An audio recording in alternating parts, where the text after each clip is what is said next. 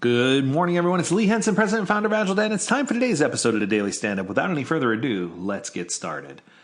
Today I want to discuss another post that I saw that came in on an Agile thread, and it was a discussion regarding the daily stand-up. And I think the key question here was, as a team member, how many daily stand-ups should I be attending per day? Now, what's funny about this is the question was originally intended to be rhetorical, and they wanted to give everybody a laugh.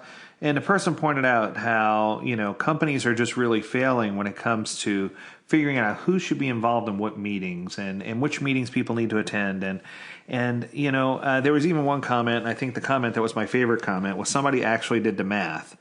And they said that, if you were working for a company that had many, many teams. So the way they broke it down, they said if you could become part of 28 teams, and you could do 3 daily stand-ups with the team each time. That you could eventually get to the equation where you could be doing nothing but daily stand-ups the entire time you're at work.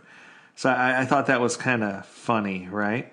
Oh, here it is. It says, assuming that each daily stand-up meeting is allocated for 15-minute time box, and you work for a standard 8-hour day, which includes one 45-minute lunch break and a 15-minute coffee break, that leaves you with 7 perfect working hours. The solution is therefore to become a member of 28 teams and spend all day every day doing nothing but attending daily stand-ups. Wake up, stand up, sleep, repeat. You'll love the laser focus that this gives you. And I think it just emphasizes a deficiency. It talks about why people are abusive when it comes to what happens in a stand-up meeting as well as other meetings. So one of the solutions that we provided at Agile Dad was we decided to put together that definitive Agile meetings playbook. And in that playbook, we talk about duration and length of meetings, frequency, how often they should occur. We talk about who should attend as mandatory and voluntary participants. We talk about the purpose of the meeting, expected inputs and outputs. And I think that this is a valuable tool that you could use to help you leverage and figure out whether or not you have your meetings optimized. With regard to the daily stand-up specifically, I think people forget that it's an accountability meeting. Many people regard this as a status report, and instantly the second you regard it as a status report, it just reflects that you're not focusing on the right thing, that you're focusing on output instead of outcome. The outcome that we're trying to focus on, of course, is happy customers, and we want to do that with as little output as possible. So I think there's much value to be had in having meetings that have a clear agenda, the right participants, and making sure that you get those done quickly with a clear objective. But I also think that there's a lot of failing points when people don't necessarily have the meetings for the right reason, or they don't understand the purpose of the meeting, or they really are leaning on team members to do different things than what the meeting was originally intended for.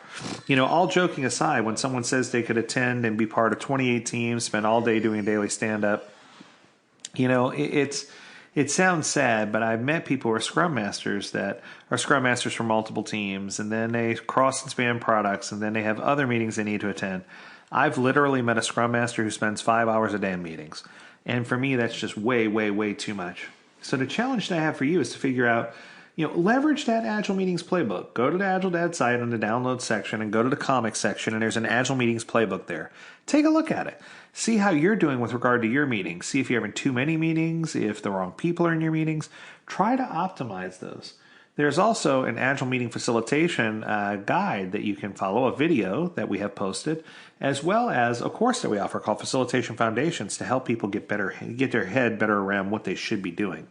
But the truth is, having those laser-focused meetings starts with you, and making sure that you keep those meetings short in length and duration, and making sure you have the right people there.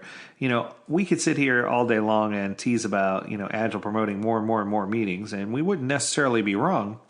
But I think that the difference between a proper Agile implementation and a fragile implementation, if you will, is, guided by the purpose and intent behind what you're trying to do. And I think that sometimes we just have meetings for the sake of having meetings, and that's kind of where we leave off. So I think it's so critical and so important for us to really know where to draw the line and figure things out. Well, I wanted to keep it short and sweet today. I hope this was useful to you. As always, we encourage you to visit agiledad.com where you can learn more about this topic and many others. Until next time, we encourage you to stay agile, stay healthy, and stay well, my friends. Until next time, do take care.